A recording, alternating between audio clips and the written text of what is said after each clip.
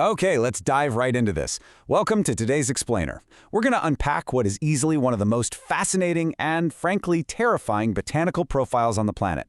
Today, we're looking at a living organism that commands absolute, ultimate respect. We'll explore how it operates, why it's earned a genuinely fearsome reputation, and what the actual historical case files tell us about its victims. We've got a lot of incredible ground to cover, so settle in and let's start the investigation. So what comes to mind when I ask you to name Australia's most dangerous organism, right? If you're like most people, your brain probably immediately populates with the usual suspects. You know, you're picturing massive predators, things with razor-sharp teeth, things that actively chase you down, or maybe things that hide in the shadows just waiting to strike. You're probably picturing organisms that rely on speed and pure aggression to cause harm.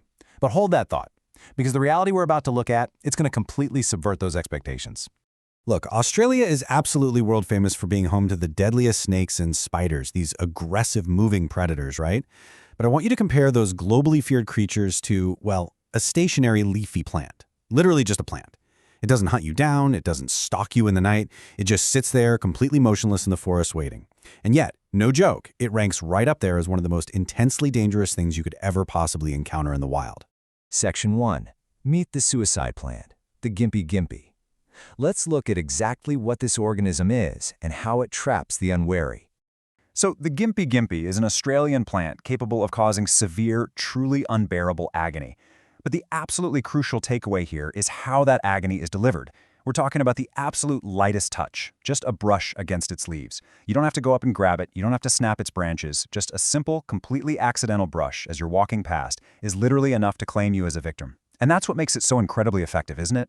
It requires zero effort on the plant's part and just a totally innocent lack of awareness on yours to trigger this catastrophic reaction.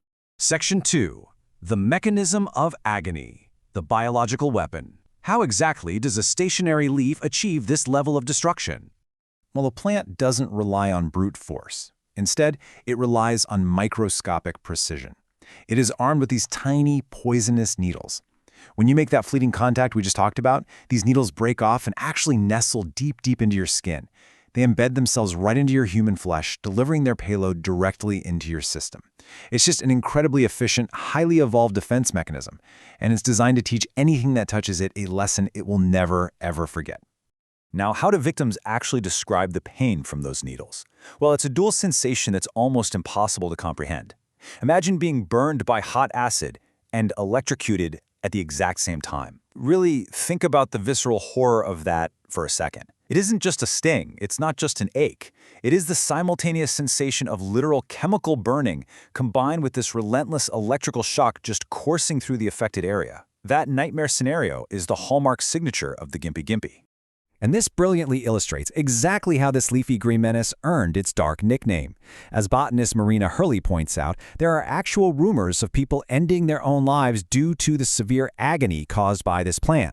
The pain inflicted by these poisonous needles is so overwhelming, so utterly inescapable, that victims have literally been driven to the absolute brink of human endurance.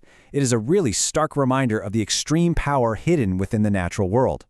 Section 3. Victims of the plant, a history of agony.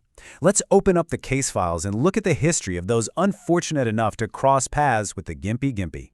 Let's move to and see how this builds a timeline of pure terror spanning decades.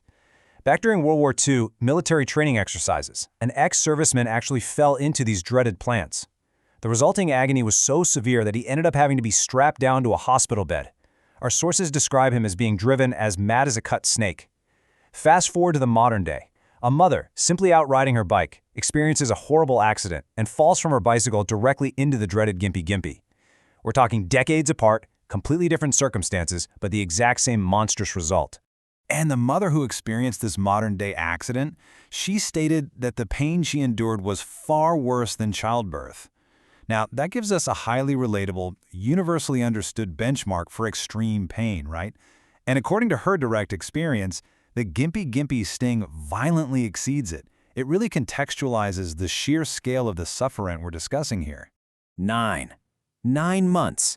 That is how long that cyclist mother was left in continuous, unrelenting agony after falling to the plant. We're not talking about a pain that fades after a few hours or even a few days. No. Because those poisonous needles we discussed earlier are nestled so deep within the skin, they ensure that those horrific sensations of acid and electrocution linger for an unfathomable amount of time. Section 4. Surviving the Gympie-Gympie. Defensive tactics. Let's shift our focus to the clinical, actionable tactics you need to know. Okay, if you are ever stung, this is your immediate procedure. Step 1, and this is absolutely vital. Do not rub or scratch the area. I know it's human instinct, but doing so will only force those poisonous needles deeper and cause them to release even more venom. Step 2, you must apply hot wax or strong adhesive tape directly to the afflicted skin. And step 3, peel it off to effectively remove whatever embedded needles you possibly can. This physical extraction is really your best, and frankly your only, bet to halt the plant's biological weapon. Of course, as our sources firmly state, your absolute best defense is to just avoid this plant at all costs. Which brings us to a final, kind of lingering thought. If avoiding it completely is the only true cure, well, it begs a pretty fascinating question. If a leafy green plant sitting quietly in the forest can inflict 9 months of agony worse than childbirth, what other stationary monsters are currently hiding in plain sight, just waiting for a careless brush of a hand? Nature is brilliantly complex, often terrifying, and incredibly structured. So keep that curiosity alive, keep looking closely at the world around you, and I will see you in the next explainer.